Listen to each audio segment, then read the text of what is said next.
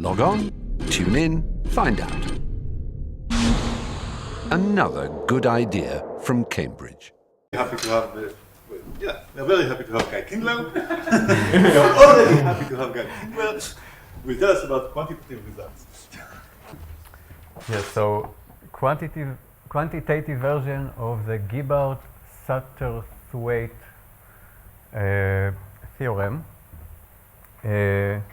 and it's joint with Elchanan Mosel and Marcus Isaacson. I will tell you the result, and I'll try to tell you something about the proof, but really my goal in presenting this talk to you is to somehow motivate at least some of you to work on some direction of somehow improving our understanding or refining our understanding of influences, or some kind of directional influences or something of this sort. But let's start with some setting. At some point I will formulate a theorem,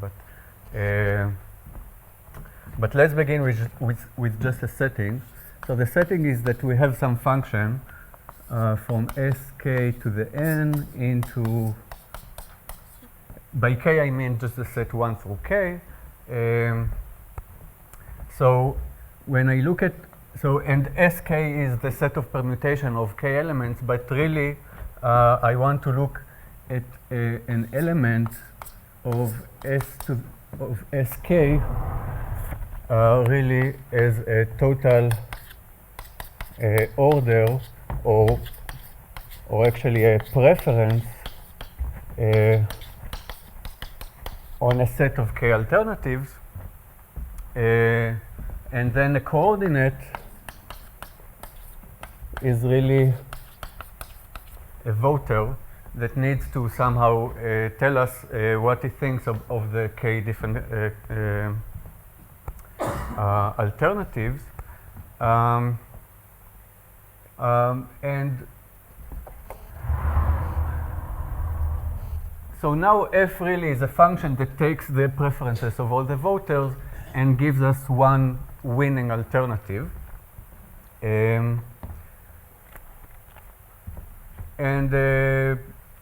Okay, so this is the initial setting. What is an influence? So an influence would be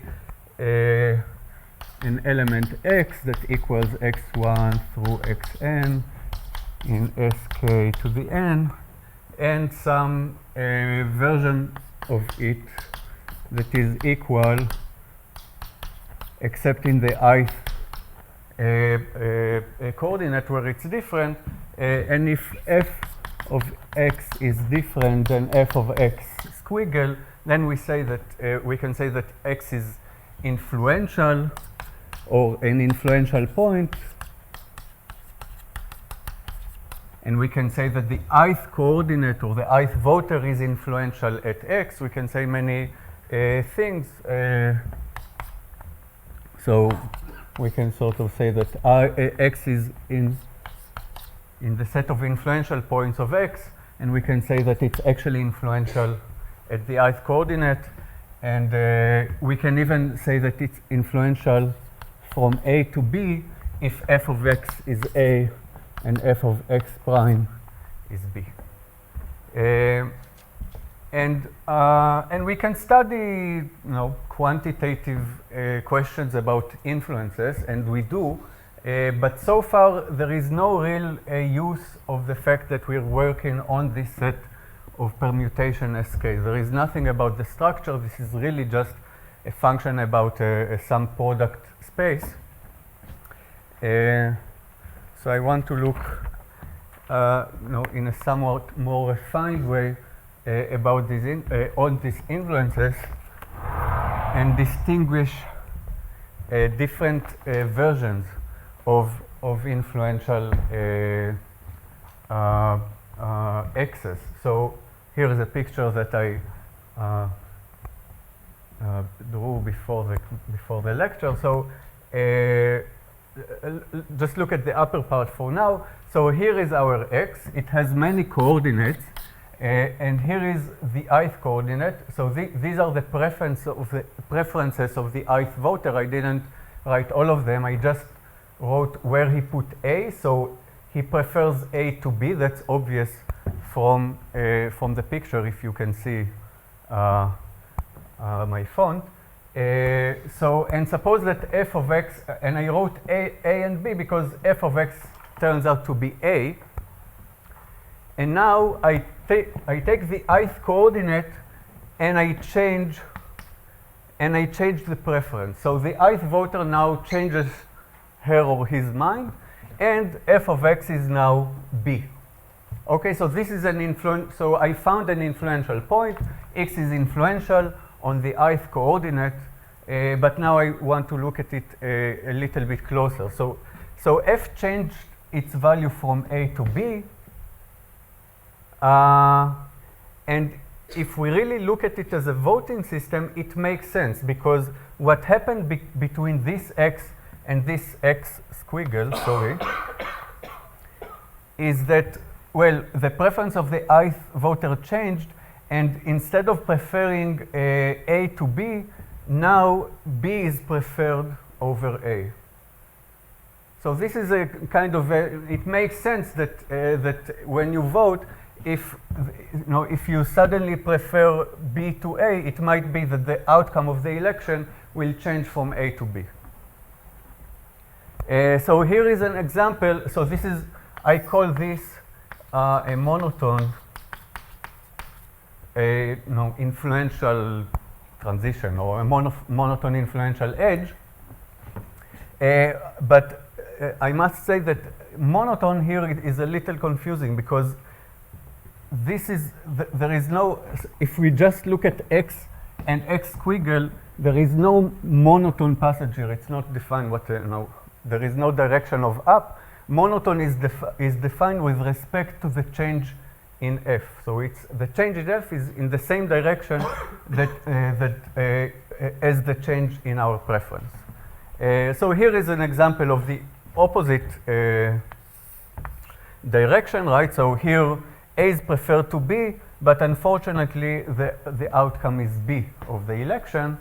Now ith voter changes their mind, and B is now preferred to A, but the outcome of the election changes somehow in the opposite direction. So that's an inverse monotone edge.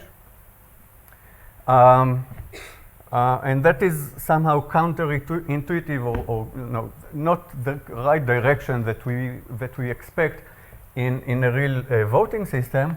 And here, this is Move simply the board up, please. what? Move the board up. Move the board up. Yes, I can do that. Is it better?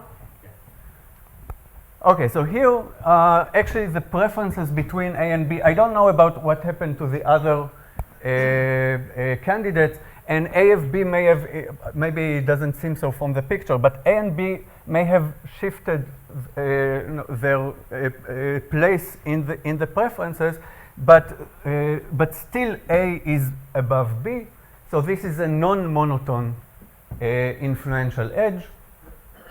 And here still we change from B to A. So this is still a problematic change, because suppose I'm voter I, and I prefer A to B. So I can vote according to my true preferences, but then the outcome will be B.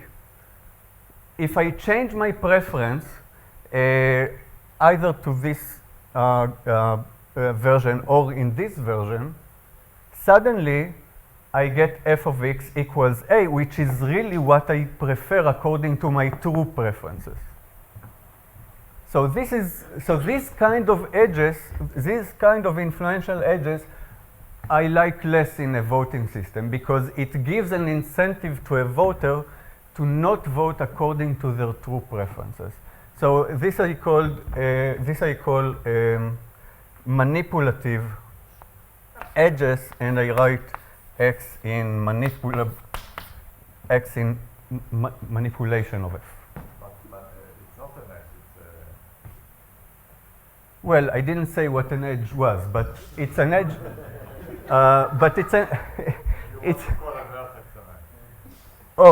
No. So this is a manipulative edge, and X, I say that it's a manipulable point. Right? So just like in influences, you can look at edges or on like vertex. But yeah, so it doesn't really matter from the way I look at it. But is it quantifier on I? what? Does there exist an I such that this happens? Then you call X.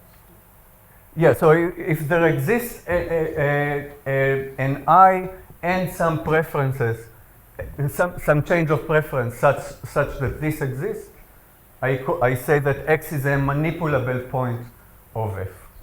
But this exists, you mean actually what lies about his true preferences, or only about true preferences about A and B?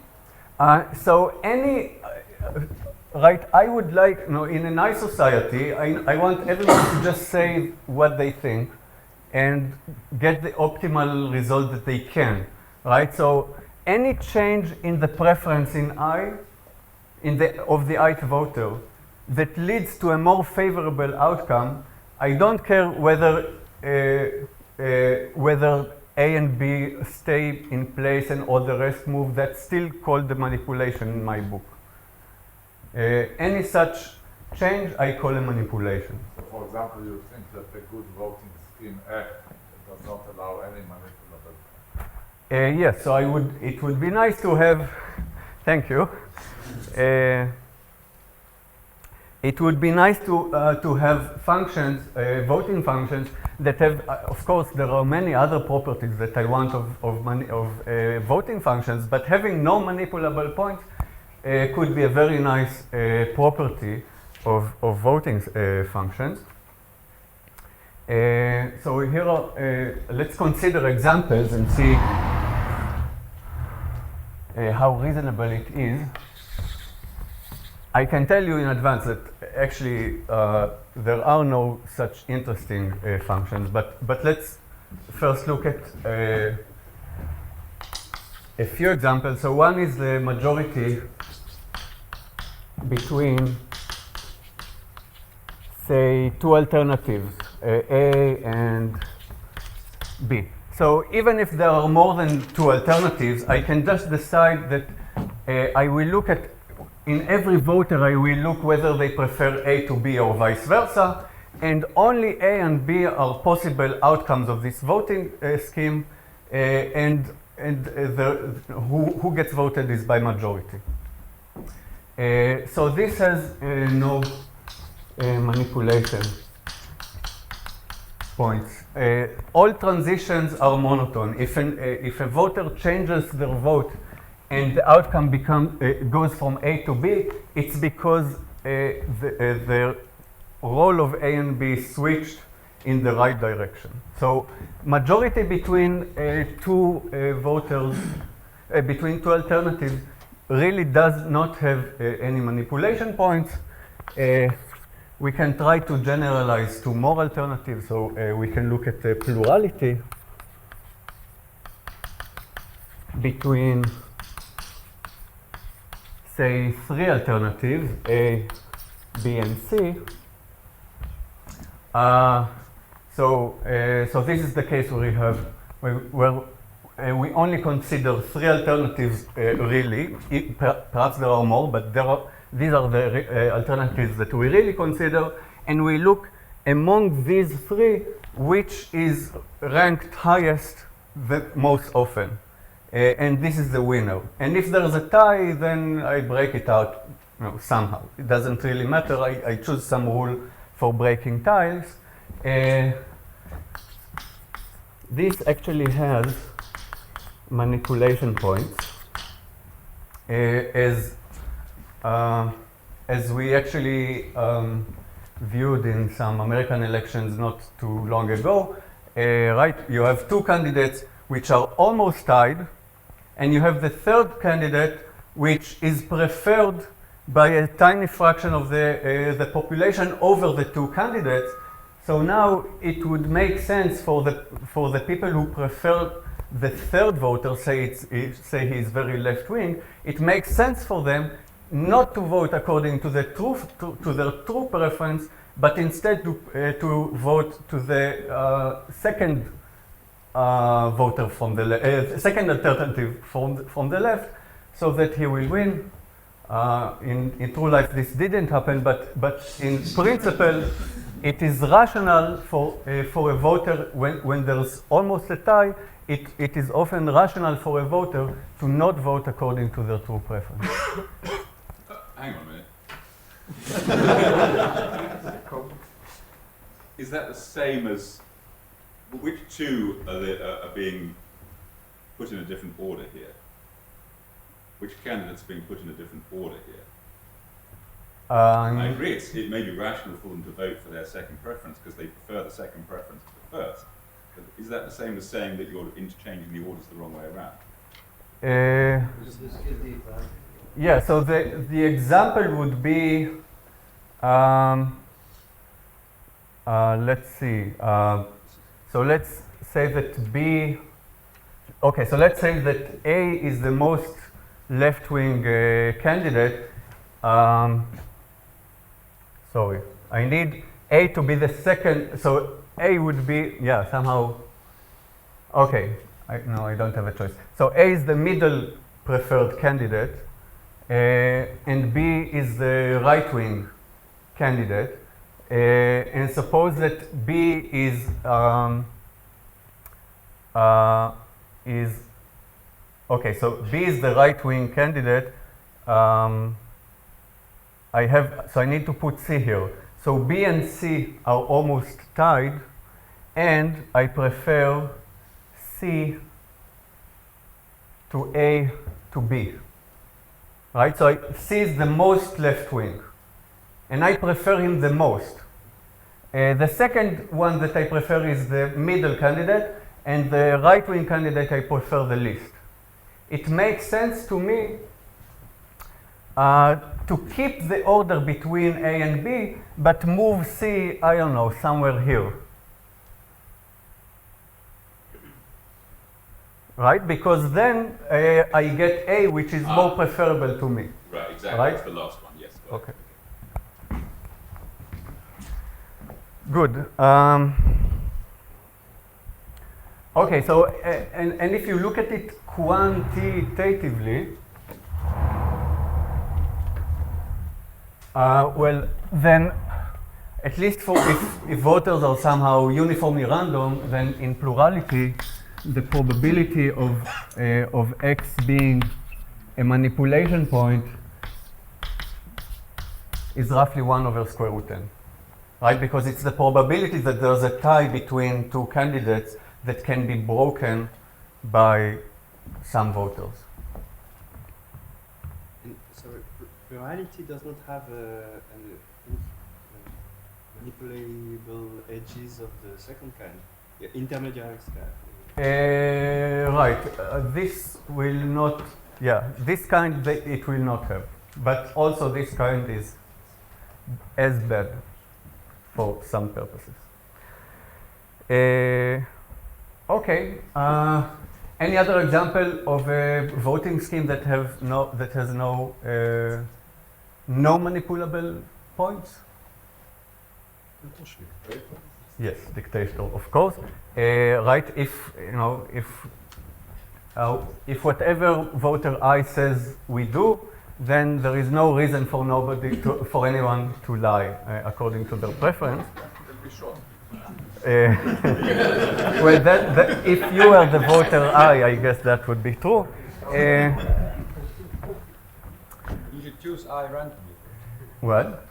First you choose I randomly and then Right, yeah, so all this does not apply for random elections.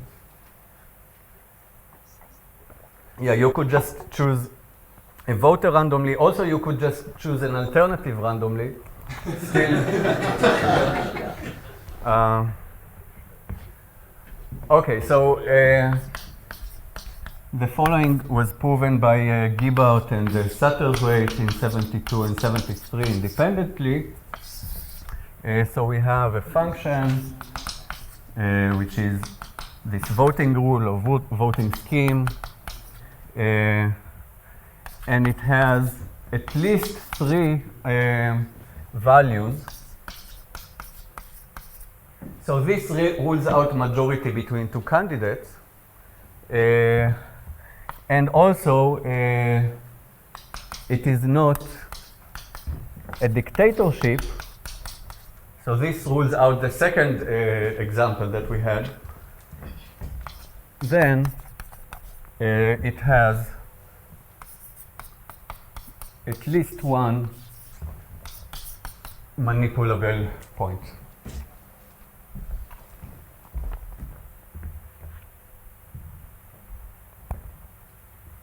And the proof is not too hard. It's, you know, combinatorics. You work with your hands and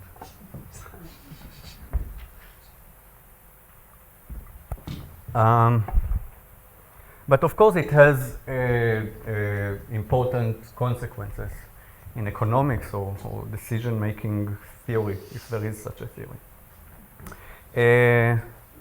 Okay, and I want to study quantitative versions of that. Perhaps I'll leave that on.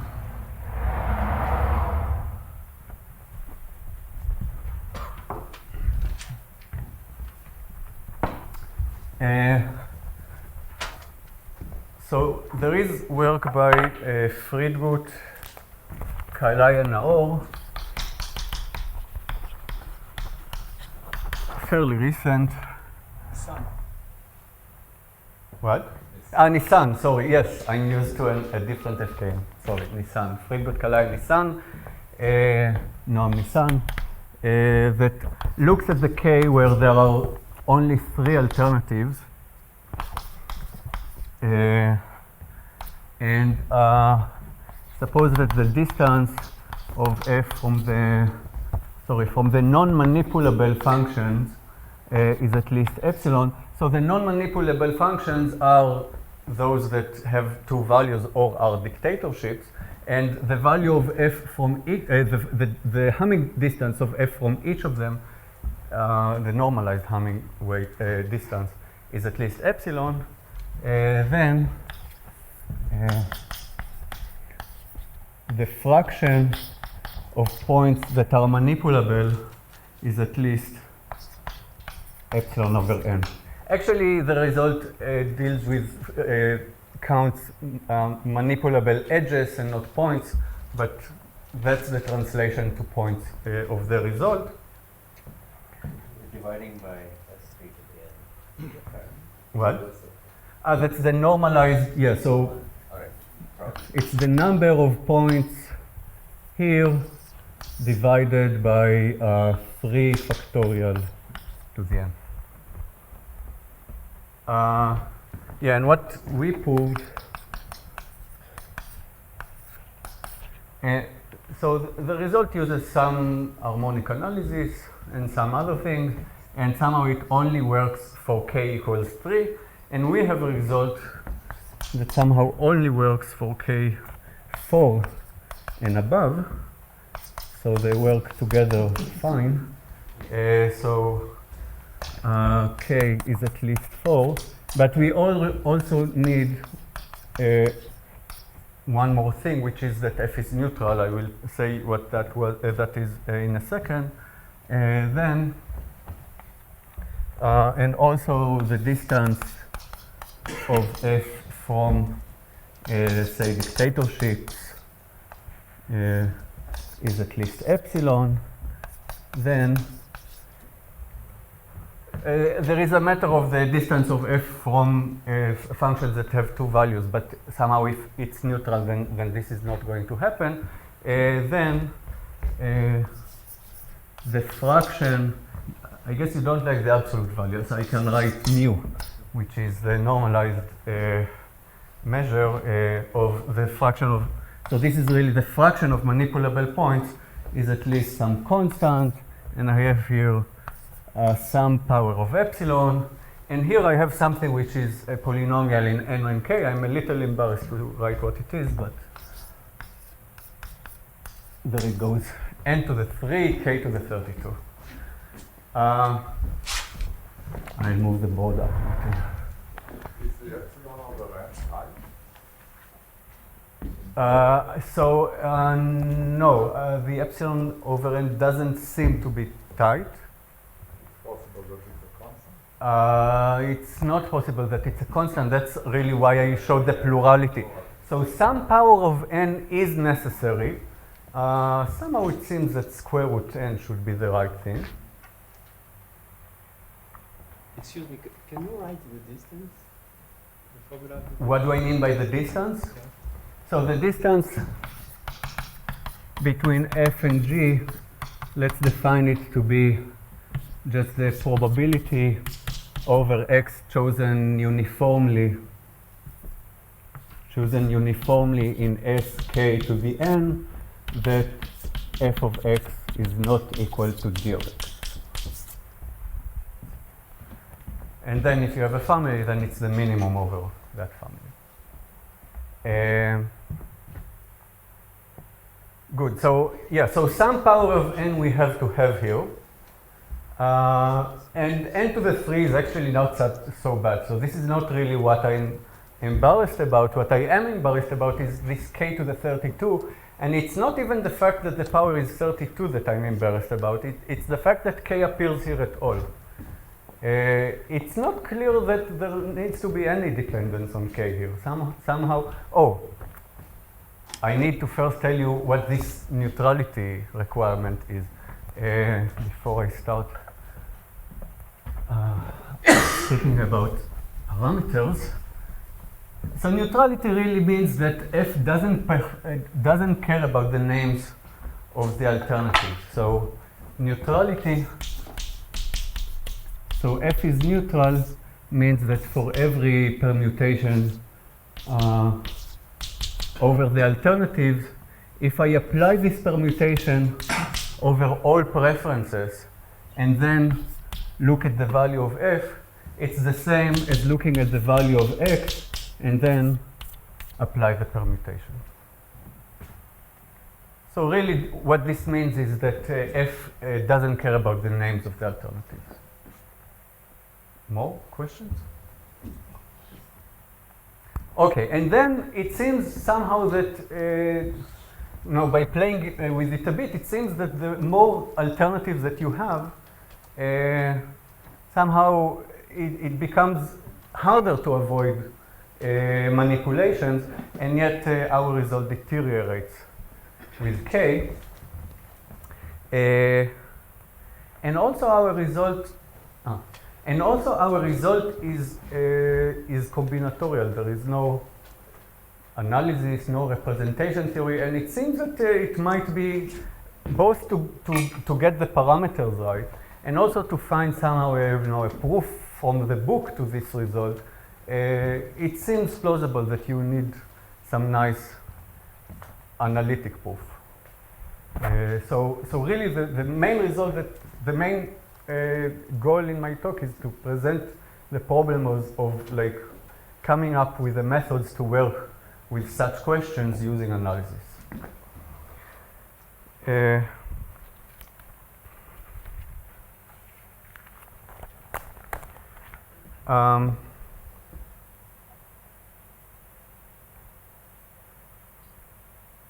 Okay, so one remark. Elchanan apparently has something that somehow deals with this neutrality, perhaps with more people, but it's all secret, so I can't tell you. And another thing which I wanted to say, okay, also about further results. So there seems to also be some progress on using representation theory to work with such quantitative problems about these social decision functions that is made by Ehud Friedgut and Dvir Falik. And I'm not and this is also not completely written yet, but it's quite clear that it will be written before Dvir Falik gets his PhD. Okay, what else? I also wanted to say here, so suppose I'm a voter, suppose you know, everyone casts their uniformly independent chosen vote, and I'm the only voter left, and I want to vote, you know, the best that I can.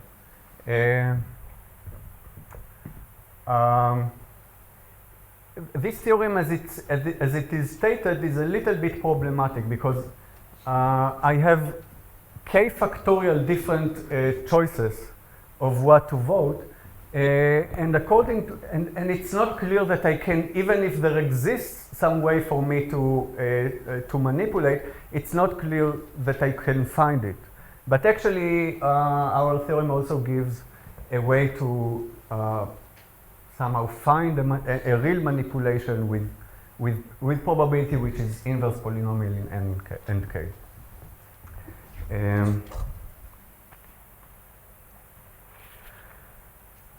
Good.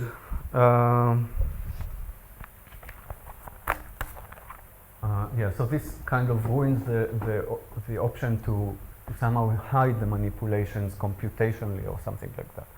And one more remark before I try to tell you something about the proof. I want to say that while usually in elections we're used to thinking about n being very large and k being very small, and then perhaps we don't care about this dependence on k, there are scenarios where k is large and actually n is small.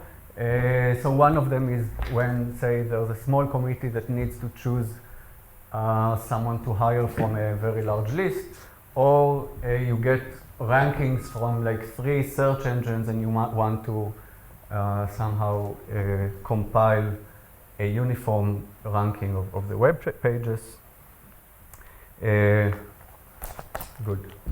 So if there are no more questions, I'll try to say something about the proof. Okay, so how do you prove that there are many manipulation points? Combinatorially. So there's a fairly general method for proving isoperimetric inequalities, which really is just saying showing quantitative bounds on influential points, which is the uniform, the canonical path method, and this is how it works very broadly. So I have this set where f has the value a, for example, and I have some set where f has the value b. And I know that both of these sets are not too small, and I want to find places where there is where there is some change, some influence. So I can look at a point x here and a point y there, and define a canonical path between them. Now, when I go across this path, so here the value of f is a, here perhaps it's still a, but at some point it changes. Maybe it doesn't change to b, but it changes to some different value. And then here I have my manipulation point. Or, sorry, my influential point. The point is that, so if I have such canonical paths, then what can I say about the set of influential points? Well, I can say that it's at least the number of, right, so I have a path, a canonical path between each point here and each point there. So the number of paths is the number of places where I have the value a times the number of places where I have the value b.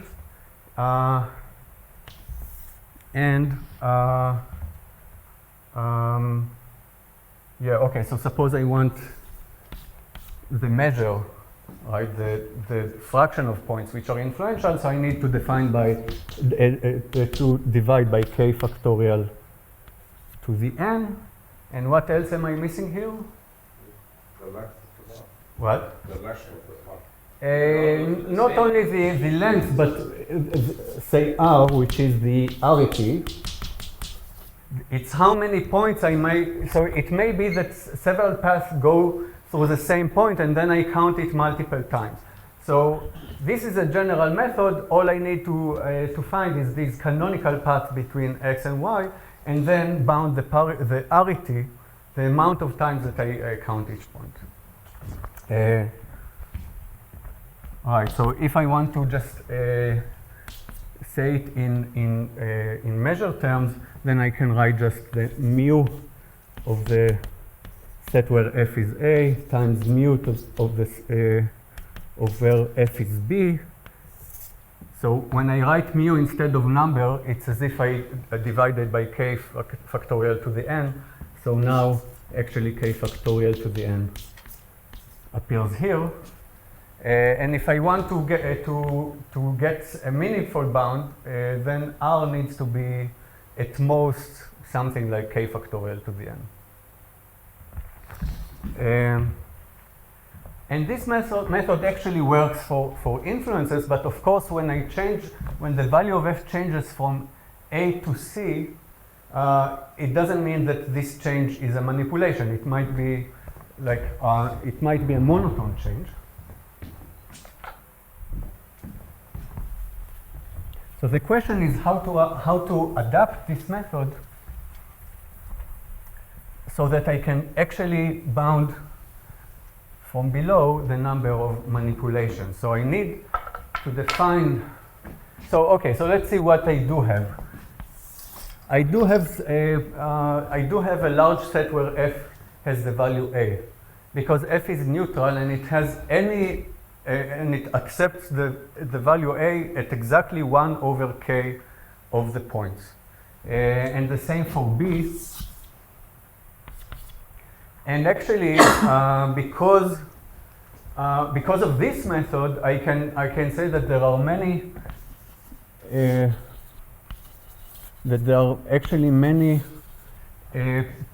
points where x, where I change one coordinate and I go from A to B. That's fairly simple. You have to work with this a little bit, but that's simple, right? So I have many points here x. I change one coordinate, I get to x prime or x squiggle, and the value of f changes from A to B. And if I really want to, I can find similar pairs of points that go between C and D, just because of neutrality, and k bigger or equal to 4. And actually, because I don't care about divide. Quantifiers on A and B and C and D, you're saying there exists A, B, C, D such that this happens? For every A, B, C, and D. Yeah, so there exists, but then because of neutrality, it's also true for every. Those are single edges. Those, Direct yes. edges from A to B. I mean, may not even exist? Or So there are many edges in general. Right. So there are some two values between which there are many edges, but then because of neutrality,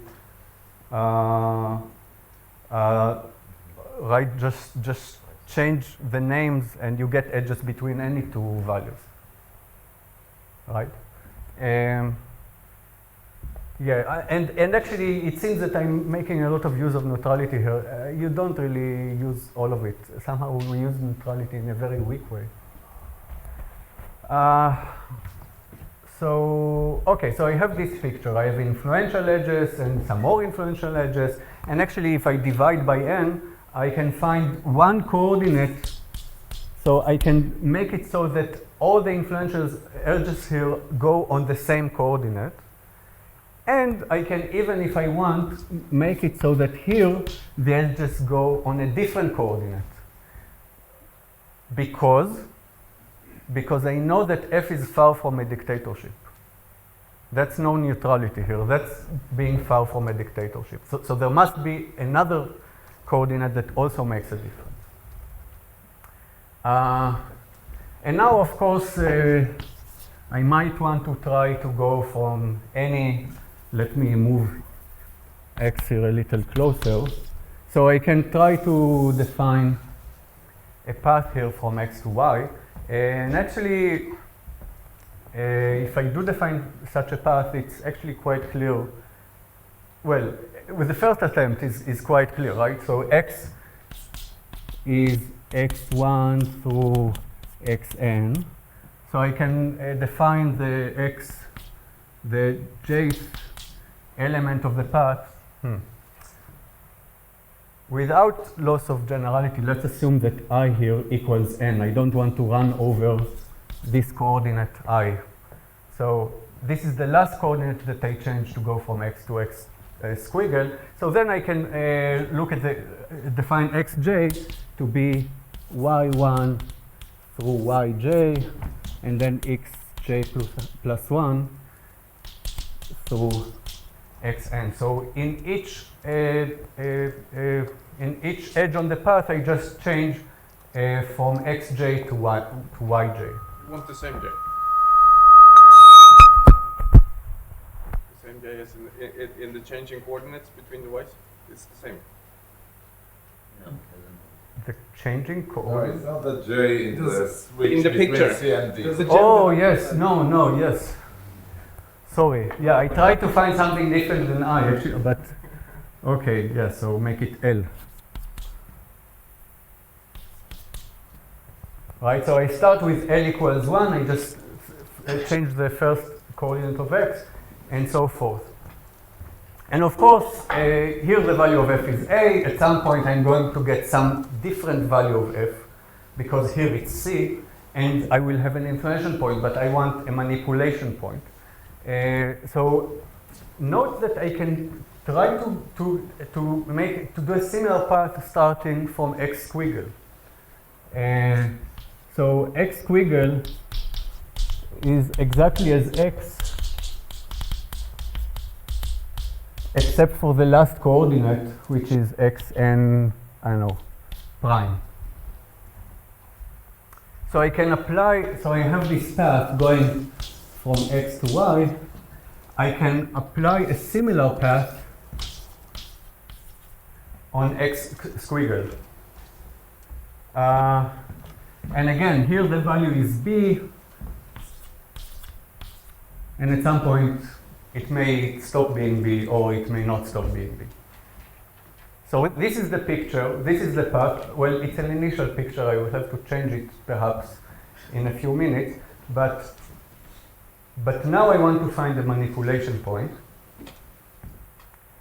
So suppose somewhere along the path, so the value here is still a, here it's b, and now I encounter a new value. I don't know exactly what it is. Let's write e.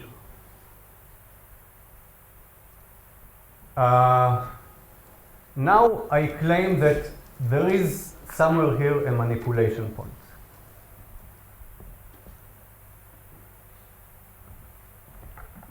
So I let you think about it while I erase the board. The only problem is that the manipulation point needn't be one of these four, but it's somewhere around here.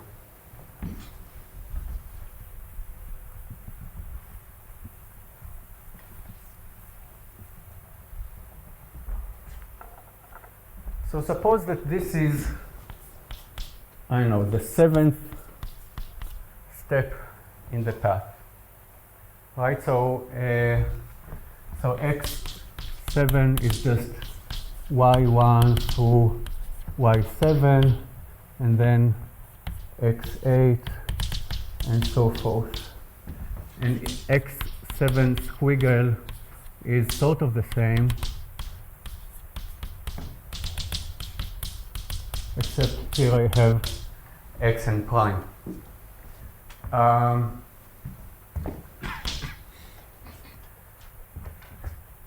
And f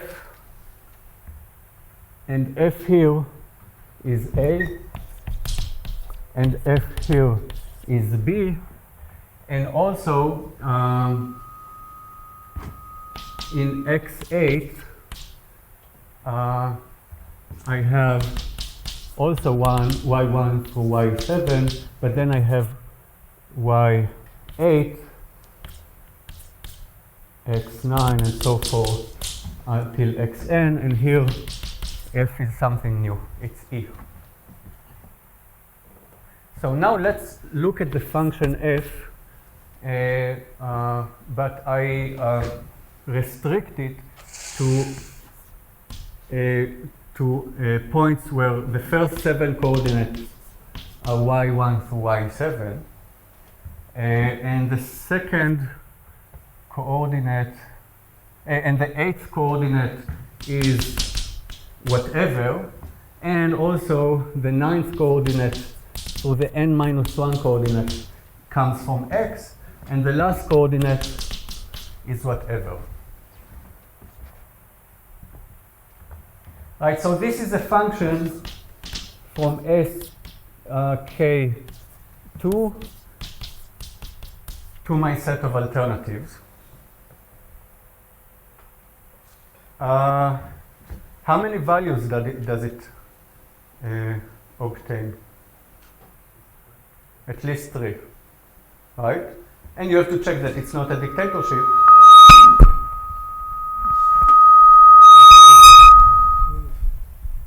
Okay, and I think when you speak, it does that.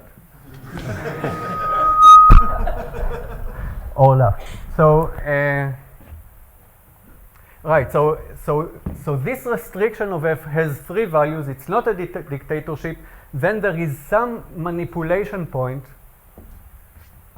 So the set of manipulation points somehow intersecting with these kinds of points is not empty.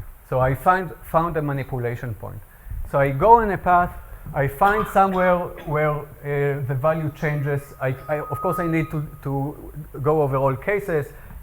The case where E is not A and B, the case where it's this value that changes. I have to check several cases, but at least this is one, and then I get some point of manipulation associated with my path. And it needn't be on my path, but it's somewhat associated with my path because these, so I have some point where I don't know what appears in this coordinate or on this coordinate, but these are all coordinates from x and these are all coordinates from y.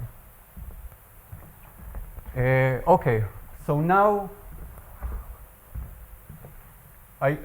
so I defined a canonical path and I showed you how each canonical path is associated with a manipulation point. So the next step is to bound the arity, right? So how many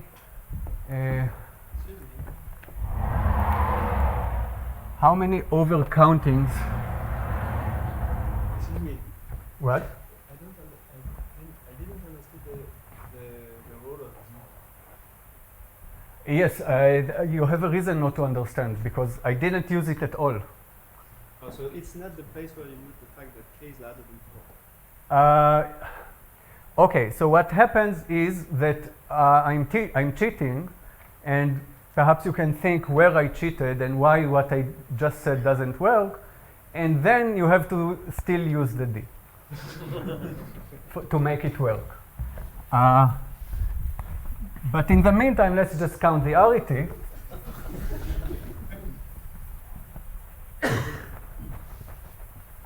While you're thinking, the arity is simple. You didn't say I would pick the canonical point. No, I said, right? I start with x. I have an x and a y. Just like in the Boolean cube, so it would be n. Yes, the length is n, and I really tell you in each step what I do. So this is not where I cheated. No, I don't know about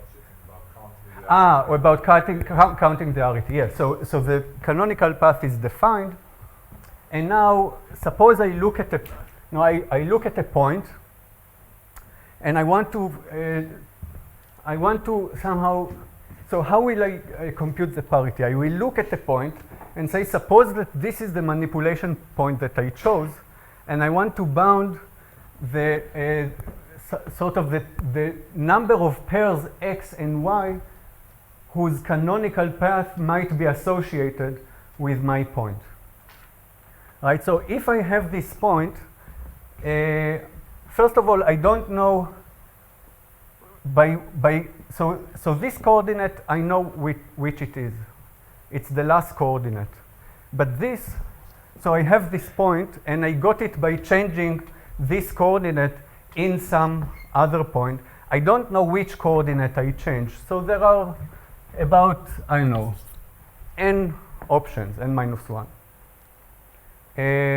But then if someone tells me using which coordinate I got to that point, then I already know that these coordinates come from y. So I already know the first coordinates from y, but I don't know what these coordinates are in x. So there are k factorial to the 7 options of what the first coordinates are in x. And also, these coordinates I know are from x, and I don't know which coordinates appear at the same point, at the same positions in y. So I have another k factorial to the n minus 1 minus 7, if I computed correctly, options for where for what these coordinates are in y. And also n minus 2 minus 7. Well, I want to get to k factorial to the n. So yeah, and also I have this coordinate who can be anything. So I have another k factorial, and so basically I get something like n times k factorial to the n, and maybe I didn't do my calculations correctly. So it's n minus 2 minus 7, and then the 2 star we don't know neither x nor y. So oh, right, yeah, I know, yes, so, right, yes. So in this coordinate, it's not just k factorial, it's k factorial squared, and the same in this coordinate. So, yeah, so overall, what I get is k factorial to the n plus 2.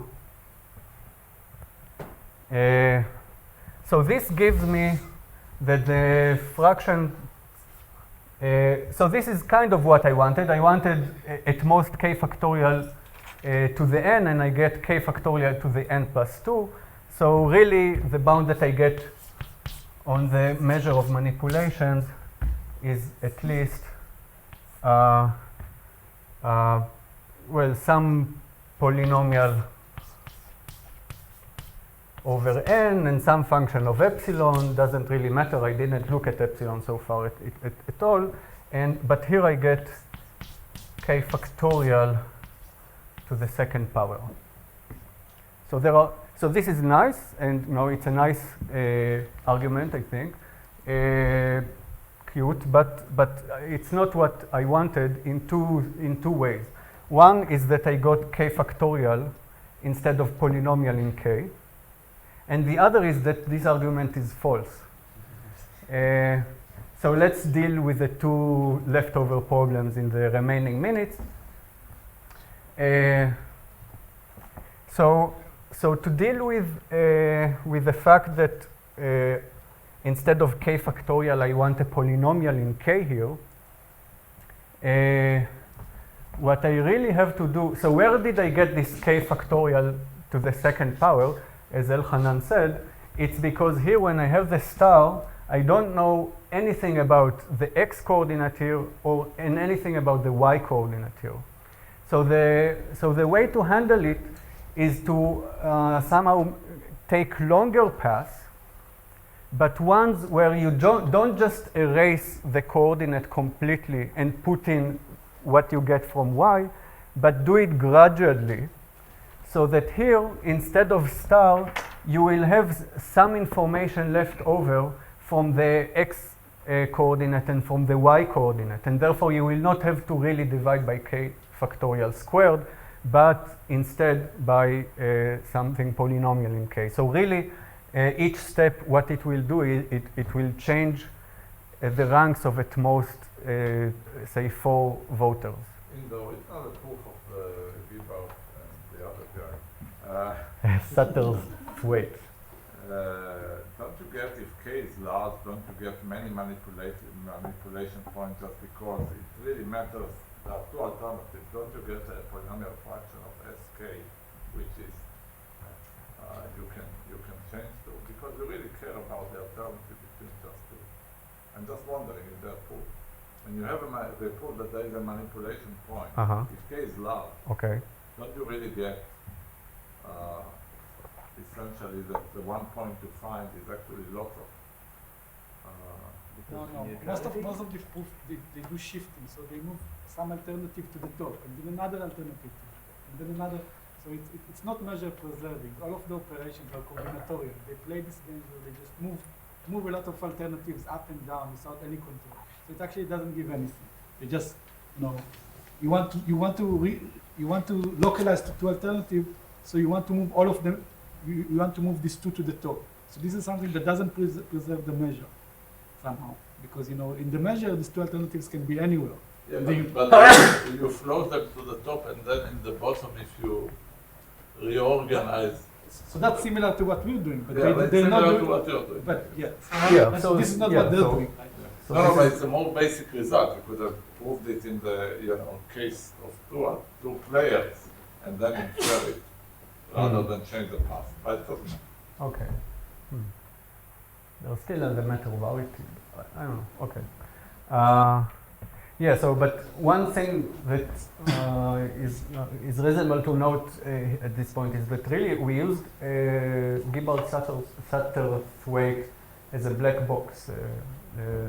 So somehow this it might be interpreted as showing some weakness of this proof because it doesn't use really anything directly. So, but yeah,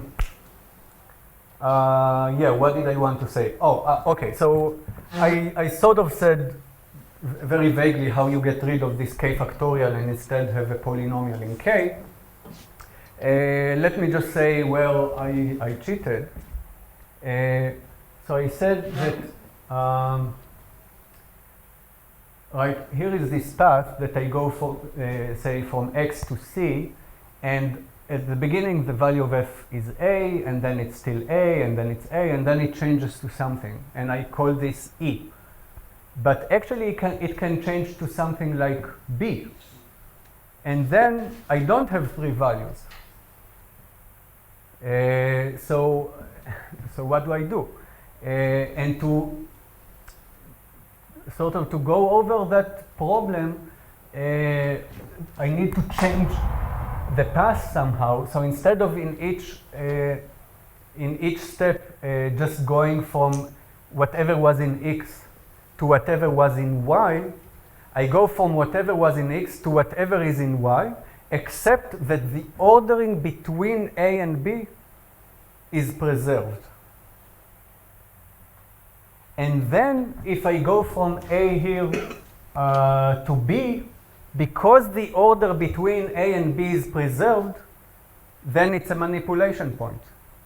We saw that, no, I erased it already. So if I change from A to B, not because B somehow rose over A, it's a manipulation point. But of course, then the problem is that somehow I can't finish the path, because I don't really get to y. And then you can solve it by somehow going also from y backwards towards x, still without changing the order between c and d, and somehow do the the opposite trick from